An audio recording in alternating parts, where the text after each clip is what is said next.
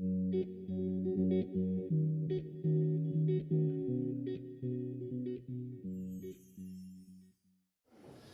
next up is Mishack, Masuku. Mishack mentoring through pottery and ceramics, and he's the gentleman who has a display as you walk in there, in the door.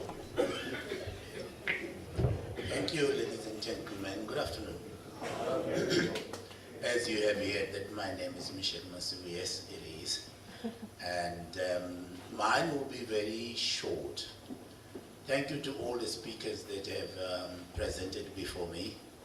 I found myself in many of their presentations, and I will have to just conclude in many, pick up here and there.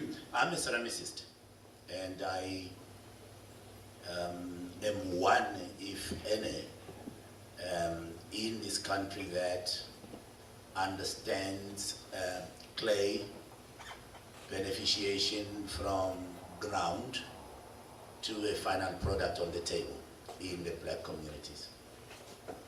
Probably I'm alone so far. I haven't found another one. And I was seconded here a couple of years ago to come and teach that skill to the community of Grahamstown, because Grahamstown harbors South Africa's reserves of the kaolin clay. Now, kaolin clay is a mineral responsible for a lot of applications, which includes farming products, includes cosmetics, it includes paint, it includes rubber, it includes a lot of applications. They all are bound by kaolin, and all is mined in the Eastern Cape in Grahamstown, and it's shipped all over South Africa. So it comes back here in form of tiles, in form of tableware, and many, many other clay products. So my job was to come and get the community involved, because the mines that mine from there, they mine and ship the clay raw to Joburg and Cape Town. There is no beneficiation, so therefore no job creation. However, I came down in 2007, and in 2009, Simon Oliver, my savior, came to my rescue, because I couldn't find a place in Grahamstown where I could do testing and all that, and then create recipes with which to teach the people. And then Simon had a place for me, and up until this day he's been sustaining my existence in this area. And basically my job is to try and get as many of our unemployed and undergraduate people to be empowered with the skills of mining and beneficiation of the clay mineral, which is responsible for a lot of products in our homes. It is responsible for all the tiles in your houses. It is responsible for all the plates and the cups that you have in your houses. It is responsible for a lot of products that can be industrialized if capitalized, and an industry can be born. We've done all the preparation and all the groundwork for small and medium and large scale ceramic industries. However, the downfall is that I think it's a language that people don't really associate with, because they don't normally see it happening around. So they can't grasp that it can work. So therefore they shy away and they let Johannesburg do it, and they consume the products from there. As a result, they're not creating the jobs from where the mineral is coming from. So I've been trying to unlock that understanding, but from where we are, you saw the stuff on the table. What we do from at the River Roost, where our studio is, I just get people and I train them from start how to beneficiate the clay. We get the clay from the crude mine in Grahamstown, we buy it from there, we bring it on site, and then from there I start teaching them how to micronize it, how to clean it, how to beneficiate it so that it becomes a product that can produce something, and then from there the production skill out of it, and then right to the end of the value chain.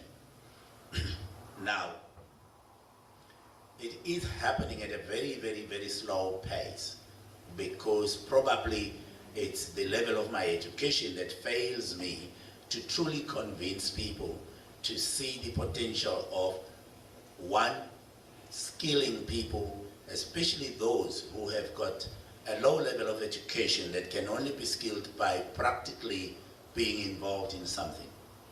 And secondly, the power that it has in creating jobs, because big organizations like Masmart and them, which owns games and all that, have said that if anybody can pick up a product in their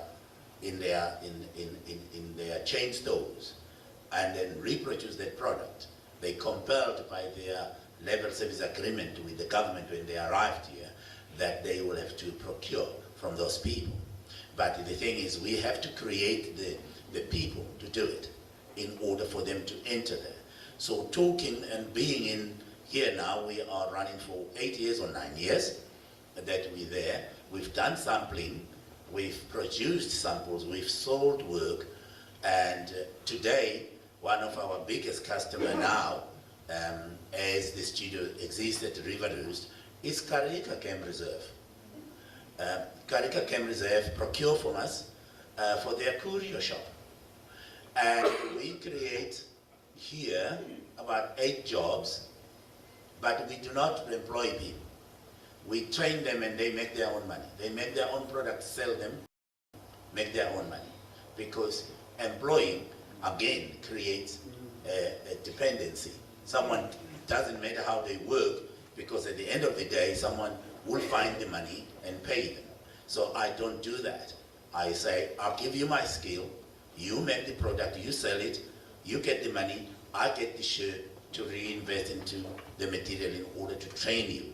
I've got about 17 people in Grahamstown as well. So I have about 25 people in total involved that has already learned how to actually get a crude clay from a mine and then scientifically beneficiate it and bring a finished product at the end. There's a lot of stuff in between that is very highly technological and high scientifically, but practically people learn.